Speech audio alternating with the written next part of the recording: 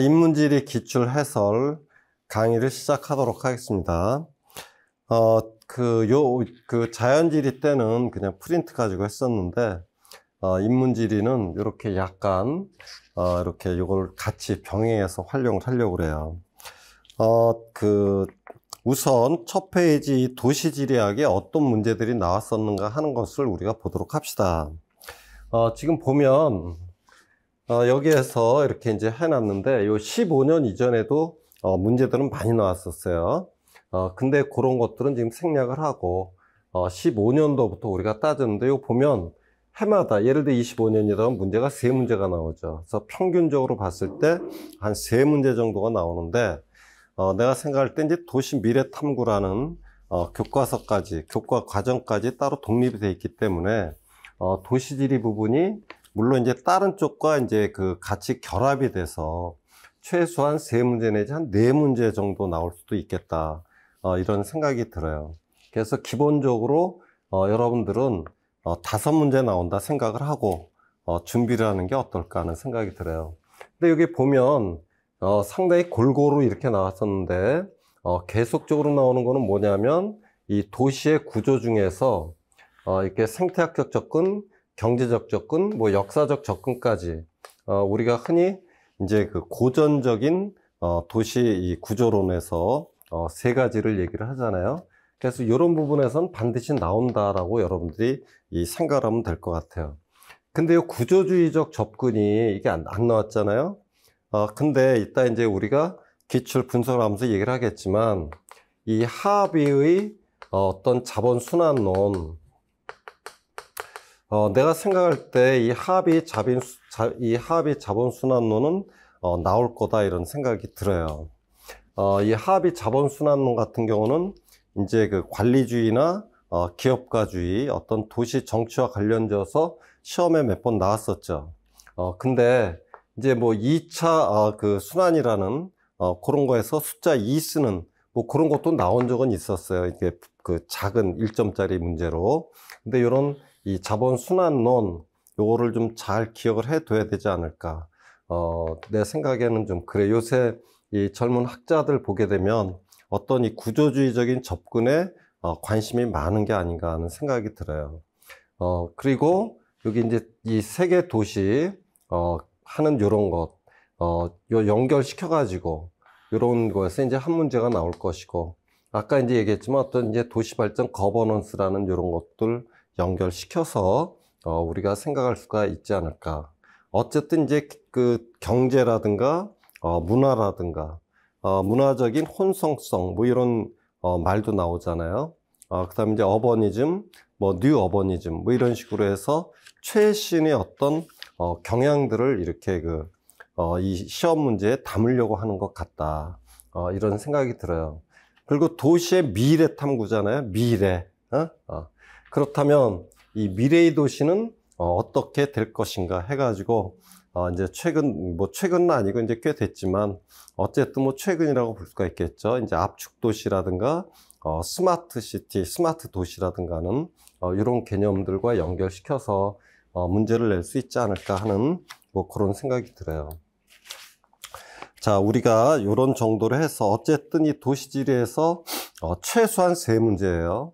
그래서 4문제까지 나올 수 있을 거라는 생각인데 여러분들은 5문제를 준비한다고 생각하고 내용 정리를 하면 될 것 같아요. 첫 번째 토픽 1.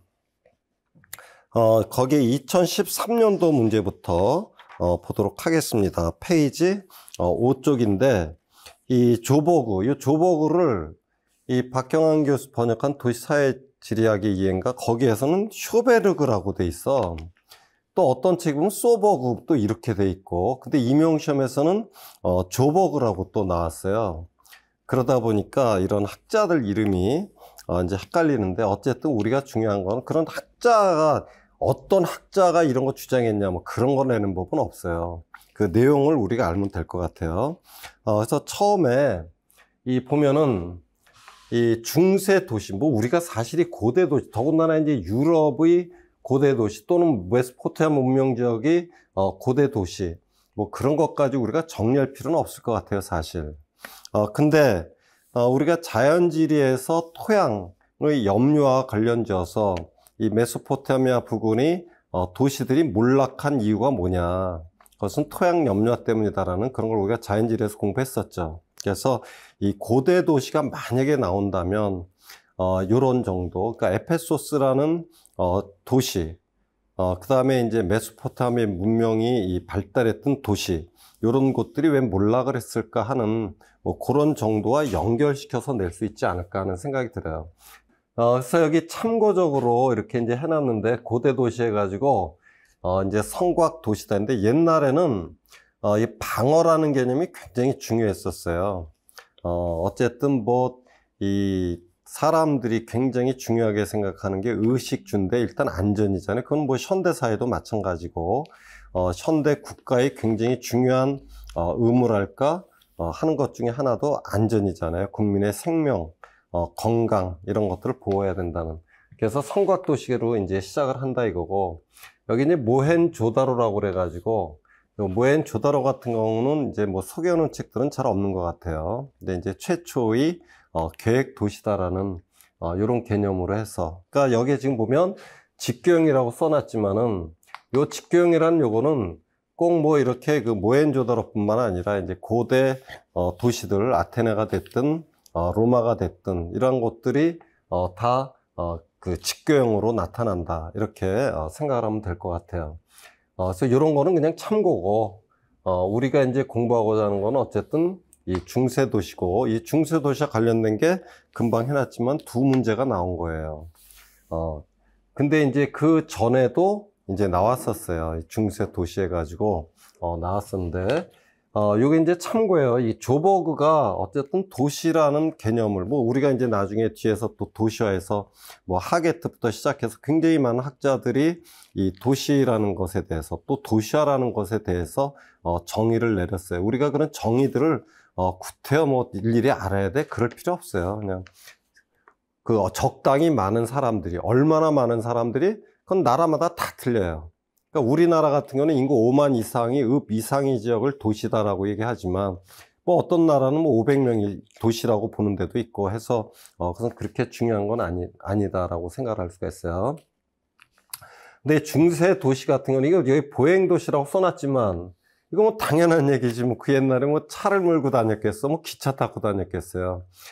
보행, 걸어 다녔다 이런 얘기고, 당연히 걸어 다니니까 직주 통합이 돼야 되고, 그 당시에는 이제 신분제 같은 것들이 있었다라는 이런 얘기를 할 수가 있겠죠. 이제 시험에서 물어본 거는 요게 써놨지만, 요게 이제 중심 지역이고, 주변 지역이고, 외곽 지역이고, 뭐 이렇게 이제 나오게 되는데, 요 각각이 어떤 신분제라고 그랬잖아요. 요 계급에 따라서 각각 거주하는 곳이 어디냐 라는 거를 연결해 봐. 그러니까 굉장히 쉬운 문제죠, 사실. 그러니까 이걸 한 번만 보면은 이건 잊어먹을 수가 없어. 잘 살아.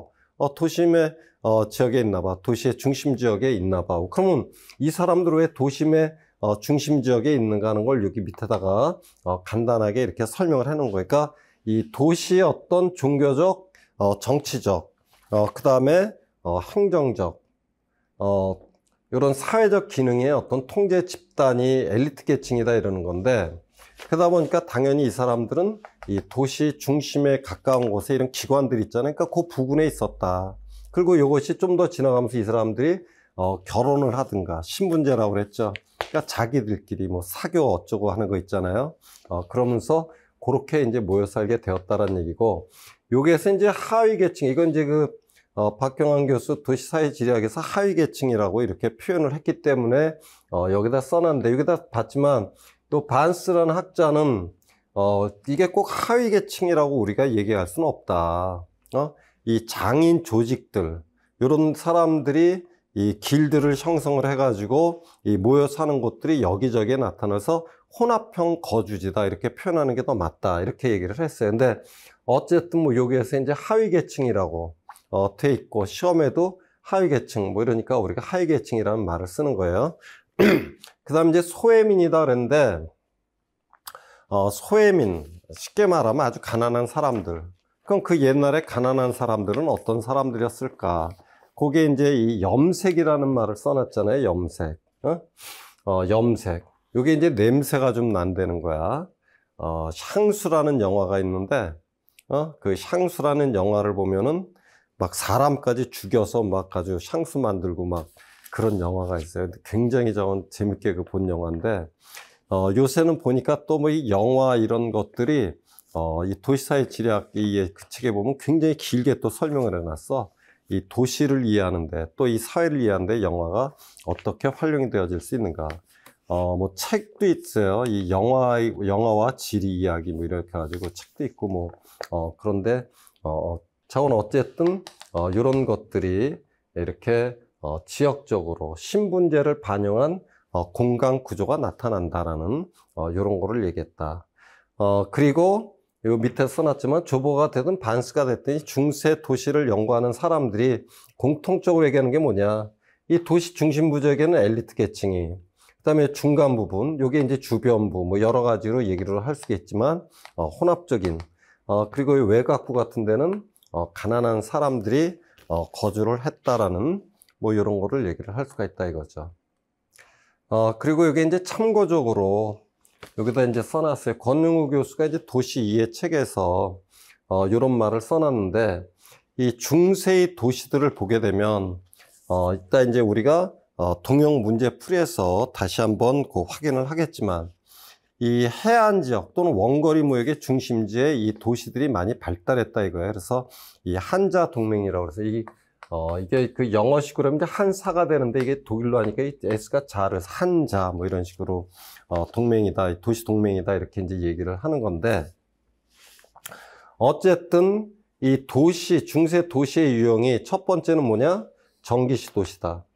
두 번째는 뭐냐? 성체 도시다. 성체 하니까 왠지 말이 거창하잖아요. 그러니까 뭐 옛날엔 다 성 쌌어. 뭐 우리나라라고 성 안 쌌겠어요? 한양이 됐든 어디 됐든 다 성벽 쌓는 거지 뭐. 그리고 나중에는 이제 상인 도시라는 이런 거를 해가지고 이제 이 중세의 도시들이 형성이 되고 발달을 하게 되었다라는 그런 얘기를 할 수가 있어요. 페이지 넘겨서 페이지 넘겨야지. 요 3쪽에 나타나는 건데, 이것도 이제 시험에 나왔었어, 이게. 중세 유럽 도시 5가지 구성 요소 해가지고, 요거를 이제, 시험에 물어봤는데, 이 요새 특허장 성병원 주고, 요 교회 건물과, 중앙 광장을 쓰도록. 그러니까 이게 중세 유럽이다 보니까, 유럽이잖아요, 유럽. 중세에 만들어진, 종교. 2가지가 지금 전 세계를 지배하고 있는 거나 마찬가지잖아요. 불교는 어디 뭐 침략을 하는 것 같지는 않아. 오는 사람 막지 않고 가는 사람 잡지 않는다. 이게 불교잖아. 근데 교회는 유일신이잖아요. 그 다음에 이 마호멧 유일신이잖아요. 유일신이니까 막 싸우는 거야. 이게 만약에 다신이라면 다 인정을 할 수가 있을 것 같은데. 그래서 이렇게 하는 거, 이게 특허장이다라고 그러면 저 특허장이 도대체 왜 중세 유럽 도시의 5가지 구성 요소로 들어가는가? 우리는 지리를 전공한 사람들이잖아요. 이 지리 전공한 입장에서 보면 일단 머릿속에 공간이 배치가 돼야 되잖아. 근데 이 특허장, 차터라는 이거는 뭐냐면은 어떤 자치권을 인정하는 그러니까 자치권을 인정하는 문서예요, 문서.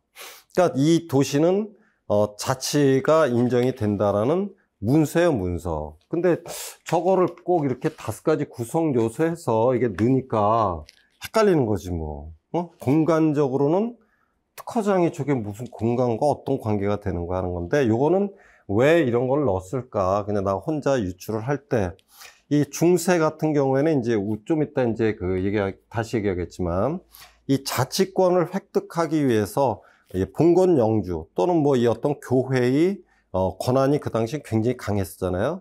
그러니까 이 교회라든가 봉건 영주라든가 이 사람들이 꽉 잡고 있는 거야. 그러니까 여기에서 이제 시민이죠. 그러니까 시민이라는 개념이 나오는 거고, 이제 부르주아 뭐 이 사람들이 출현이 되면서 자치권을 획득하기 위해서 투쟁을 벌이는 거예요. 근데 사실은 거의 다 돈을 주는 거야. 돈을 주고 자치권을 받아. 그러니까 지금 여기에서 이제 특허장 이것까지 넣었으니까 이게 보편적이 아닌가. 절대 보편적이 아니에요. 극소수예요. 극소수. 근데 어쨌든 저렇게 이제 느니까 우리들은 저렇게 또 기억을 해둬야 되는, 그런 거죠. 그래서 아까 얘기했지만 어쨌든 이 성곽 도시에서 이제 이 무역, 이런 것들이 굉장히 발전이 되고 여기에서 이렇게 이 시장 중심 도시로 간다라는 얘기는 우리가 인문지리 내용 정리할 때 얘기했지만 우리나라 같은 경우 이항법이 보급이 되면서 이항법이 보급이 된다는 얘기는 이제 문화지리에서 어떤 헤거스런트의 어떤 그 시공간 그 시공간 그 설명한 그 스펙트럼인데 그런 거를 우리가 따져보게 된다면은 뭐냐? 기본적인 인간의 제약이 줄어든다는 얘기잖아요. 그러니까 그 농업에 있어서 굉장히 이 노동력이 감소가 되는. 그러니까 이게 뭐냐면은 이제 그 산포식 농업에서 뭐 혼합 농업으로 이렇게 바뀌어가거나 하는 이런 농업에 있어서의 어떤 획기적인 생산력의 증대, 그 다음에 노동 시간의 축소, 이런 것들은 결국 뭐로 연결되는 거야? 보다 더 많은 물품이 나올 수가 있는 거고, 그 다음에 이 수공업에서 있어서도 상당히 이렇게 발전이 돼요. 그러면 상품이 굉장히 많다라는 얘기잖아요. 그러다 보니까 이런 시장 중심 도시가 되는 거고, 결국 이 시장 중심 도시가 이제 상공업이 되고, 그러니까 부르주아들이 굉장히 많이 출현하니까 자치권을 획득을 해야겠다. 우리가 열심히 노력을 했는데 왜 우리는 저것들의 지배를 받아야 돼? 우리가 왜 농노로서만 있어야 돼? 우리는 못 참어 하면서 이제 이런 자유도시라는 이런 개념으로 나오게 돼서 이런 특허장과 연결시켜 가지고 이 자치권을 획득하게 되고, 그런 그 도시들이 이제 방어뿐만 아니라 거기서 더욱더 나가서 상공업 쪽으로 연결이 되는 그런 동맹. 요거는 이제 우리가 이게 뭐 역사 시간이 아니잖아요, 우리는. 그래서 그냥 이런 식으로 도시들이 많이 발전했다 해서 요 지도는 그냥 참고적으로 넣어놓은 거예요. 상당히 많은 도시들이 이렇게 같이 동맹을 맺으면서 방어, 요거에 그치는 것이 아니라 무역, 교역, 이런 거로 해서 이 내륙의 어떤 원거리 중심지라든가 해안 지역이라든가 그런 식으로 갔다. 그래서 요게 이제 지도를 그려놨지만 이 포르톨리노 이 해도 같은 경우 요런 지도 이런 것도 그림을 우리가 봐야 돼요. 우리가 자연지리 지도학에서 이 메르카토르 도법이 나오기 이전, 그 이전에, 그러니까 한 1300년부터 1600년, 그러니까 이 메르카토르 도법이 1569년인가 처음 이렇게 나올 거예요. 그러니까 그 나오고 나서도 한동안 이 포르톨라노 해도가 포르톨라노 해도가 사용이 됐었다라는. 그래서 이렇게 확대시켜 놓으면 이렇게 직선으로 이렇게 하는데 요거는 딱 요 길로만 가야 되는 거야. 그러니까 딱 고정이 돼 있죠. 근데 이제 메르카토르 도법은 그게 아니라 이미 직선 아무거나 막 거도 그게 이제 이 등각 항로가 되기 때문에 이제 그 다음부터 이제 요 메르카토르가 사용이 되는 뭐 이런 거로 얘기를 우리가 할 수가 있다 이거죠. 이 중세 도시의 가로막 형태라는 것은 기본적으로 미로형이다라고 생각을 하면 돼요. 그러니까 역사가 오래됐다. 아까 우리가 고대 도시, 계획 도시 같은 경우에는 격자형으로 나타난다고 그랬잖아요. 근데 중세 도시의 일반적인 형태는 기본적으로 미로형이다. 우리나라 같은 경우도 옛날, 뭐 서울도 마찬가지야. 서울에 뭐 종로원이 뭐니, 이런 어떤 뭐 대로 나타나는 이외의 다른 데는 다 좁아. 그래서 미로형으로 나타난다고 생각을 하면 되는 거고, 요런 거는 이제 가치 문제가 나와서 여기에 이제 이거를 참고적으로 넣어 놓은 거예요. 이 가로망의 형태, 이거는 20세기 전반에 주로 연구가 되어졌던 거예요. 도시의 형태에 대한 연구. 우리가 인문지리에서 내용 정리해서 시기별로 어디에 초점을 맞춰서 연구를 했는가 하는 그런 거를 얘기를 했었어요. 그래서 이게 이런 게 과연 나올까 싶었는데 나오는 걸 어떻게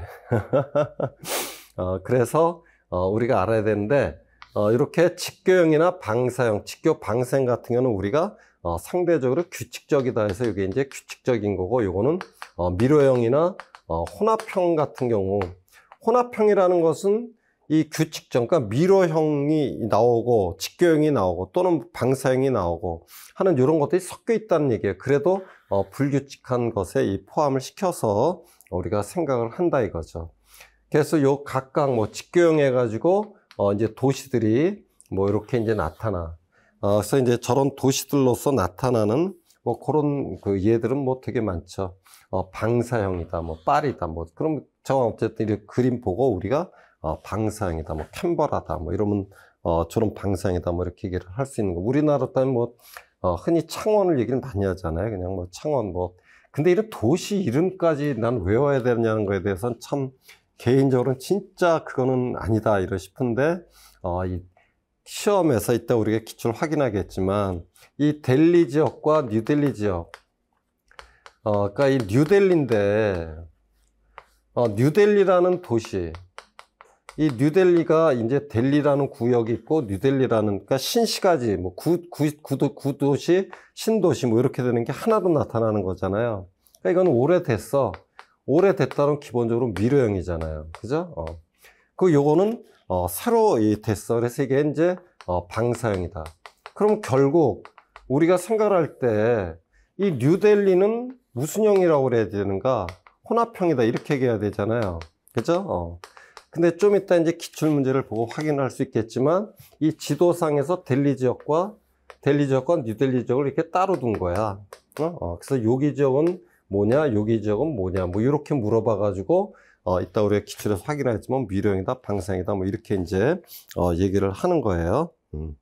뭐 이런 식으로 우리가 이렇게 이제 나눠서 생각을 할 수가 있다. 그리고 직교 방사형은 이게 섞여 있는 거. 창원 아까 여기 창원이라는데 요거 창원, 요건 진주 같은 경우고 요건 창원 요런 데들이 이제 뭐 해당이 된다는 그런 정도 얘기를 하면 될 것 같아요. 우리가 자연지리 기출 문제 풀이해서는 이 통영 문제 풀이를 숙제로 줬었어요. 근데 이 인문지리는 그걸 이제 숙제로 줄까 어떻게 할까 이제 생각을 하고 해봤는데 이게 보면 아까도 얘기했지만 막 섞여 있잖아. 그러니까 섞여 있다는 표현이 좀 그런데 어쨌든 융합이라고 그럴까 네트워크라고 그럴까 저와 이쪽 저쪽이 서로가 연계가 돼 있는 거야. 망처럼. 그래서 같이 이렇게 풀어버리려고 그래요. 그래서 통영 문제 풀이는 좀 이따 풀고 먼저 기출 문제부터 다시 확인을 해보도록 합시다. 2013년도 문제 우리 교재 5쪽이에요. 그거부터 우리가 보면 간단히 확인할 수가 있겠죠. 조벅의 전 산업도시 공간 구조 모형인데 계급 피라미드의 A, B, C와 거주 패턴이 가나다를 바르게 연결한 거. 위쪽에 엘리트잖아요. 그죠? 그럼 A는 뭐야?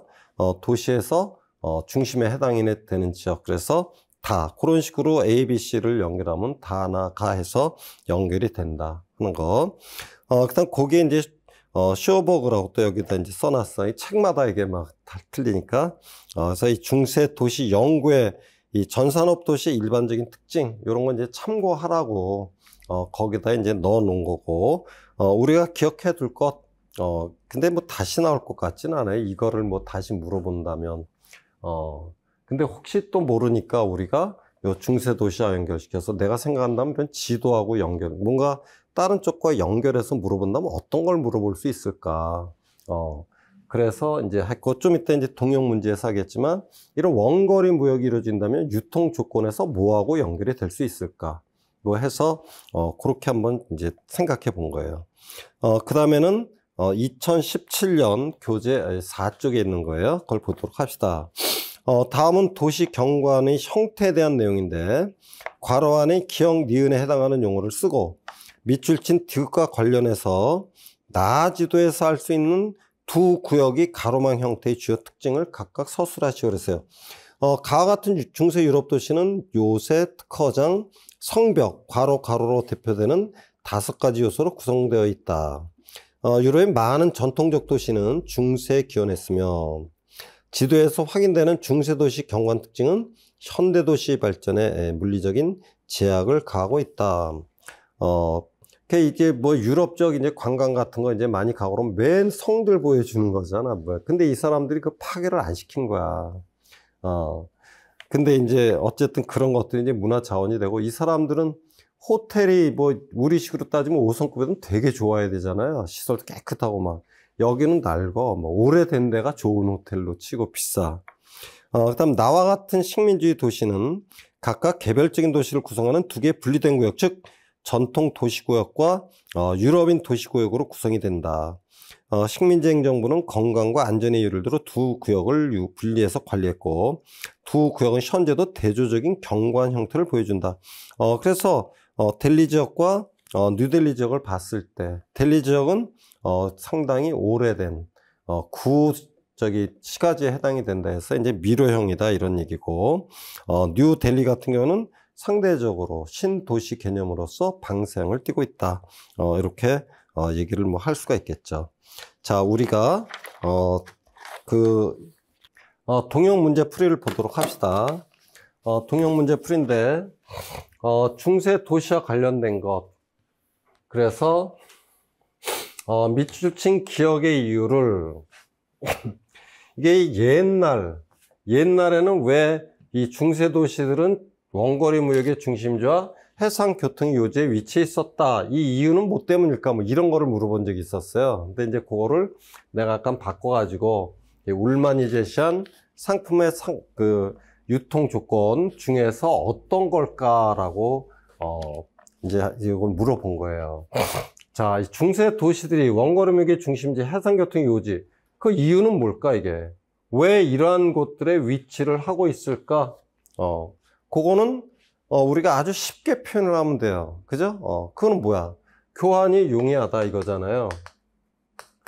교환이 용이하다. 그러니까 물건을 교환하니까 그건 매매. 사고 팔고 이런 것들이 용이해. 그럼 이런 매매가 용이하다라는 요거는 왜 용이한 거야? 여기에 이쪽 저쪽이 다 물건들이 모일 수 있다는 얘기잖아요. 그러니까 다시 얘기한다면 교통이 편리한 곳이다. 그 교통이 편리한데 이거를 육로를 이용해서 우리가가 아니라 이 당시 사람들이 육로를 이용해서 물건을 운반하는 것보다는 배를 통해서 운반하면 더 편하겠죠. 그러니까 당연히 해안을 끼고 이렇게 이 도시가 발달을 했고, 권영우 교수 같은 경우에는 해안 도시가 주로 이렇게 많이 발달하게 되었다라는 식으로 해서 아예 해안 도시라는 이런 용어도 썼어요. 자, 그러면 요거를 우리가 울만이 제시한 상품 유통의 3대 조건. 그럼 3대 조건이 뭐겠어요? 우리가 이제 인문지리 내용을 공부했기 때문에 이미 알고 있으리라라고 믿고, 첫 번째 상호 보완성이죠. 두 번째 수송 가능성.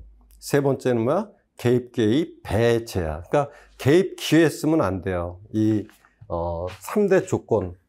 개입 기회가 있으면은 유통이 오히려 방해가 되는 거야. 뭔가 중간에 끼어들어. 그럼 방해되는 거지 뭐. 그러니까 개입 배제. 개입 기회가 없어야 된다라는 그런 식으로 우리가 이제 얘기를 할 수가 있고. 그러면 자, 요거 따졌을 때 뭘까? 왜 해안 지역에 있을까? 그 울만이 얘기한 거로 얘기하면 그건 뭐야? 수송 가능성. 요렇게 얘기를 할 수가 있겠다 이거죠. 그죠? 그리고 뭐 이쪽 저쪽에서 뭐 이렇게 많이 이 물건들이 오고 이쪽에 있는 물건을 저쪽으로 보내주고, 그거는 상호 보완성이에요. 그러니까 여기에서 내가 요구하는 거는 수송 가능성이라는 요거다 이거지. 그 다음에 이런 해상 운송을 위해서 사용한 니은 지도, 이 지도를 보고, 이런 건 여러 번 얘기하면 눈으로 익히는 수밖에 없어. 이걸 뭐 어떻게 이거 보고 이게 무슨 지도야 아는 수밖에 없어요. 그럼 이건 뭐야? 톨라노 아까 얘기했듯이 해도다라는 뭐 그런 거를 우리가 얘기를 뭐 할 수가 있겠다 이거죠. 요런 정도로 해서 우리가 요 답은 요건 그 위에 바로 톨라노라고 하는 게 있으니까 그거 보면 되겠죠. 자, 그 다음에 두 번째 토픽 2. 토픽 2로서 하워드와 고트만이 도시용어에서 2023년도에 나온 건데, 우리 교재를 본다면은 3쪽이에요. 근데 이게 왜 안 내려가냐? 그냥 이렇게 하는 수밖에 없네.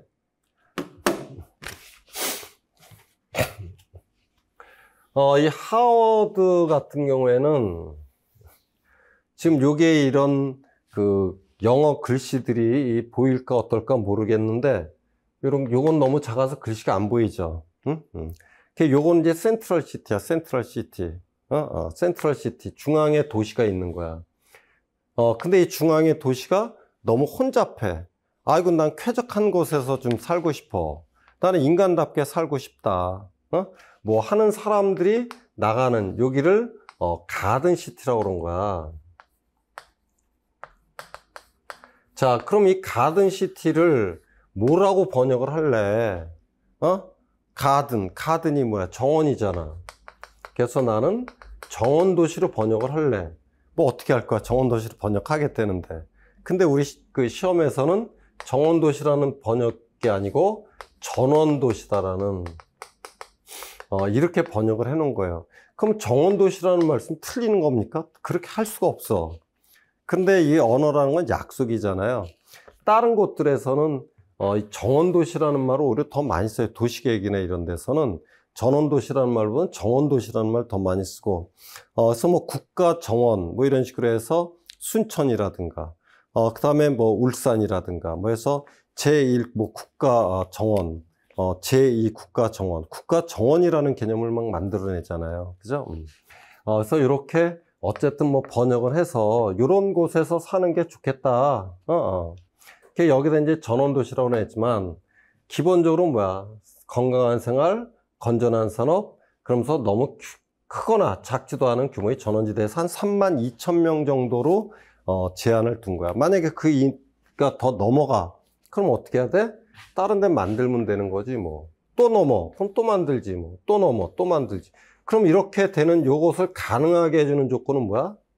이런 정원 도시들, 전원 도시들이 이쪽 저쪽 들어설 수 있는 걸 가능하게 해주는 건 뭐냐?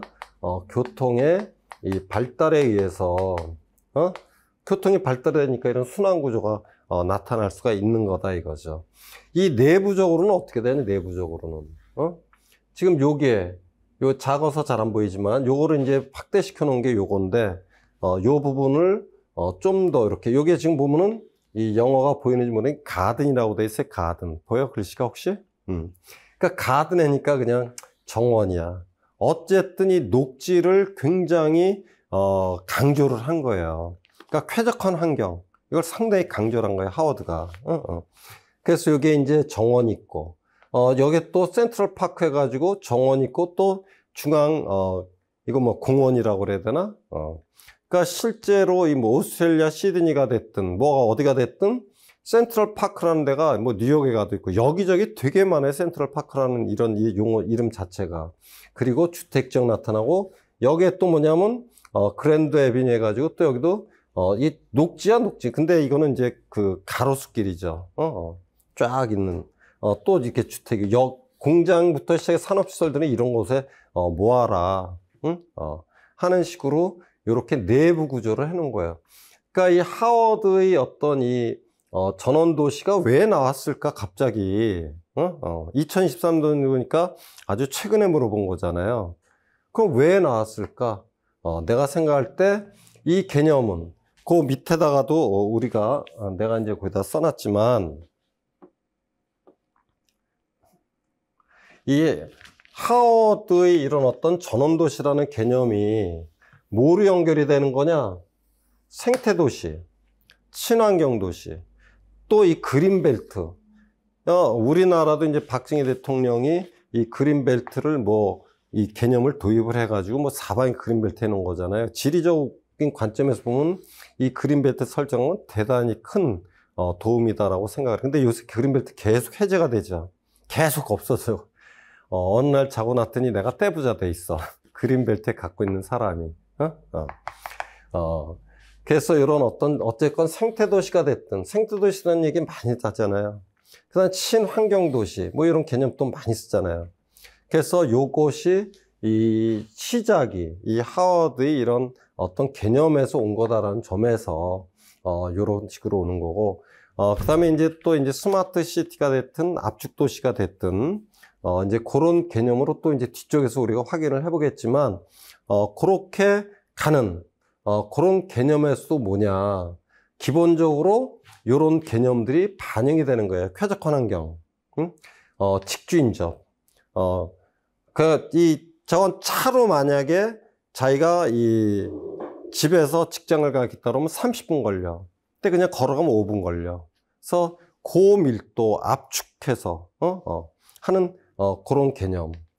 그 다음에 어떤 자원 삶의 질. 그 다음에 이렇게 돌아가는 교통의 어떤 발달 조건을 반영을 하는, 이런 것들과 연결시켜서 이 하워드의, 이런 그 전원도시라는 개념, 요걸 우리가, 접근을 해야 되겠다. 이런 생각이 들어요. 그 다음에는,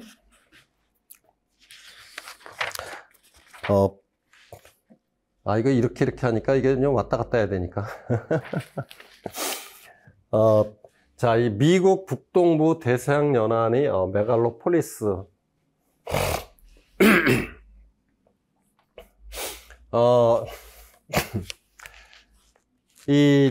그냥 뭐 여기에서 보게 되면 이렇게 이 색깔이 좀 이 차이가 나네요. 이렇게.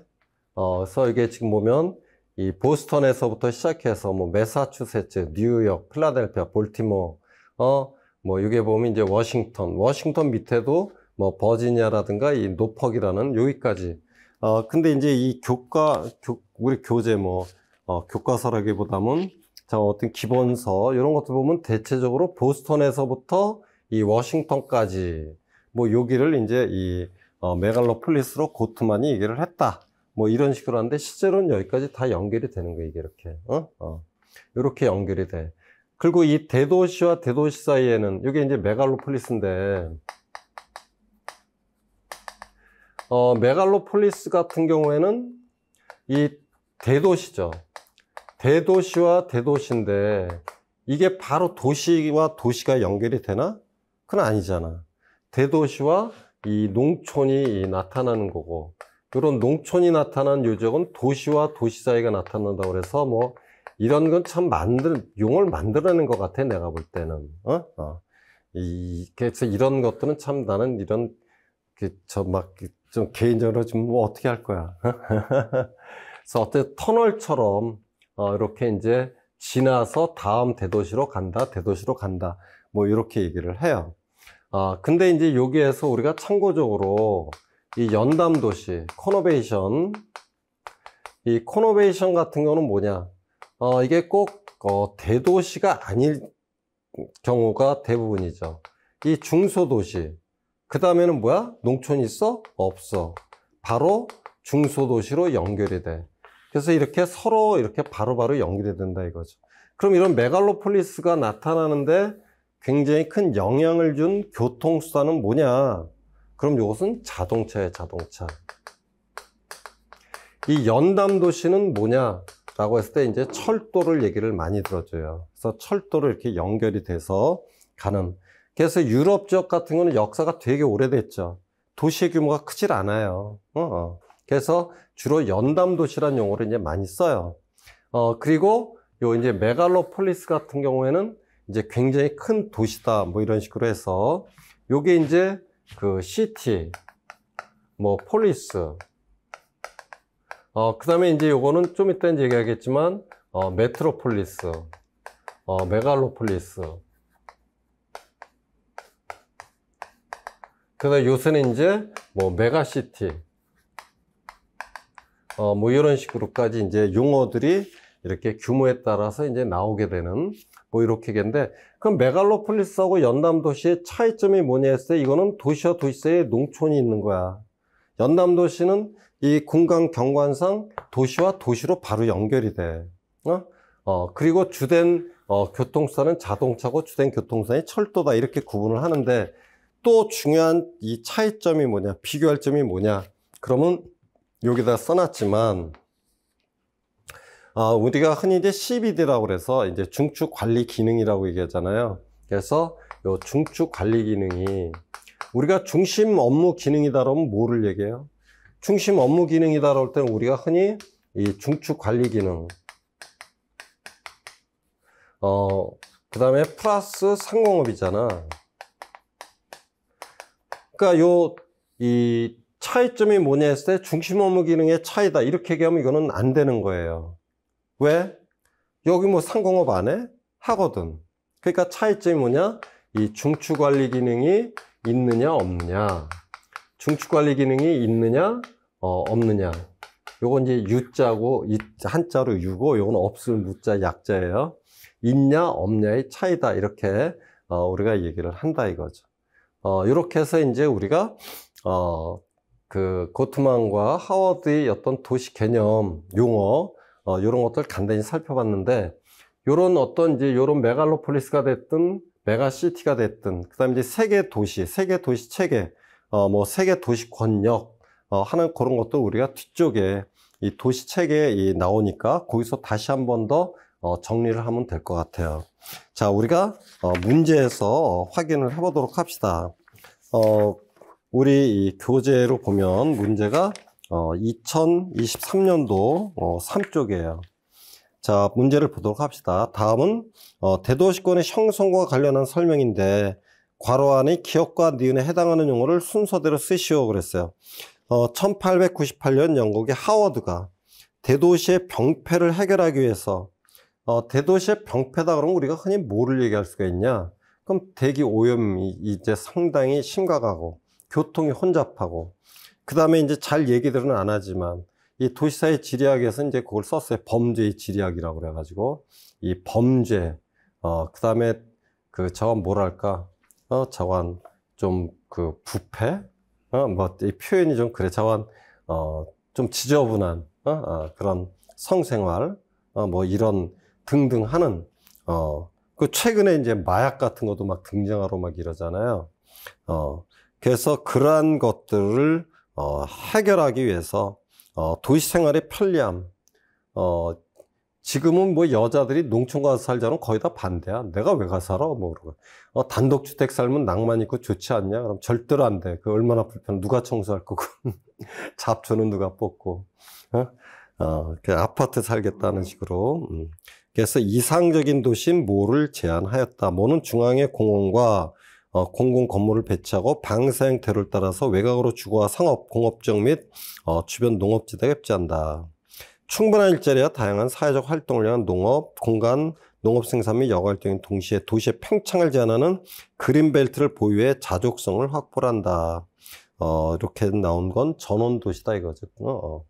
그 다음에 그러니까 이제 전원도시인데 가든시티, 정원도시라고 쓰면 안 돼요. 안 될 건 없지만 우리들한테 익숙한 언어를 쓰는 게 좋다 이거죠. 그 다음에 그 쭉 밑에쯤에서 1961년 프랑스 지리학자 고트만은 미국 북동부 연의 보스턴에서 워싱턴 DC까지 이어지는 연속도 도시 지역에 주목해서 이걸 뭐라고 그랬냐? 메갈로폴리스라고 했다. 그래서 100만 명이 넘는 몇 개의 대도시가 교통 회랑을 따라서 연결되면서, 그러니까 이 회랑이라는 이거를 이제 연담도시, 그거를 이제 회랑도시 이렇게도 표현을 많이 해요. 그래서 아까 내가 이제 이렇게 뭐 이거 구분을 해야 된다 이렇게 얘기를 뭐 한 거예요. 그러니까 이거는 그러니까 그 자와 연결이 되는 거예요, 연결. 근데 뭐로 연결이 돼? 메갈로폴리스는 자동차 교통이 발달이 되면서 이렇게 연결이 되는 거다라는 뭐 그런 거를 얘기를 할 수가 있다 이거죠. 그 다음에 우리가 7쪽에 해설 자료 7쪽의 동형 문제풀이를 보도록 합시다. 아직 뭐 요 부분이 이 시험에 나온 적은 없어요. 근데 언젠간 나올 것 같아. 그 언제가 내년이 될지 내후년이 될지 모르겠는데 왜? 요새 생태도시라는 개념, 친환경도시라는 개념 이런 것들이 얘가 상당히 많이 돼요. 뭐 작년에 지리과 교육론에서 나왔지만 이 학생들이 시민성을 상당히 기르는 것이 우리 지리교육의 중요한 목적이 되고 목표가 돼야 된다 이런 게 나왔잖아요. 그러면서 괄호 놓기 했는데 뭐가 나왔냐?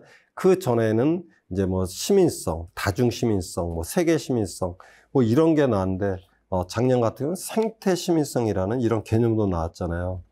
그래서 이 생태라는 이런 개념과 연결시켜 가지고 아까 하워드 얘기할 때도 이제 생태도시 이런데 원류를 찾으면 하워드의 전원도시다 이렇게 얘기를 했잖아요. 그래서 생태도시의 유형 보고 아하 이런 것식으로 이렇게 생태도시가 조성이 될 수 있겠구나라고 해서 기억, 니은, 디귿을 나눴어요. 기억 같은 거는 뭐라고 그래야 되냐? 항려울, 서울, 이제 뭐 이 양재천이 있는 지역인데, 여기에 보니까, 물이 흐르고, 옛 정취가 기울고, 새들이 날아들고, 식물이 자라고, 뭐 온갖, 저간, 동식물들, 뭐 큰, 동물들은 아니겠지만, 어쨌든 이건 뭐라고 얘기할 수 있냐? 생물 다양성 생태 도시다. 이렇게, 얘기를 뭐 할 수가 있다 이거죠. 기업 같은 경우는, 생물 다양성. 생태도시 뭐 이런 식으로 우리가 얘기를 할 수가 있고, 니은 같은 경우에는 뭐냐, 일본 가정의 빗물 절약 시설, 독일의 빗물 저장 시스템, 물 한 방울이라도 허투루 쓰지 말자, 뭐 이런 얘기잖아요. 그죠? 그래서 이런 건 뭐라 그러냐, 이 자연 순환성 생태도시. 디귿 같은 경우 보면 스톡홀름이 새로운 도시 생태국인 하마비 주거단지, 전 세계에서 굉장히 모범적인 사례로 꼽아지. 근데 뭐 이런 모범적인 사례가 뭐 여기뿐만 아니라 이 아이슬란드 같은 경우는 우리가 이제 지형학에서 얘기했었지만 여기는 화산정이잖아요. 아이슬란드식 분출이야.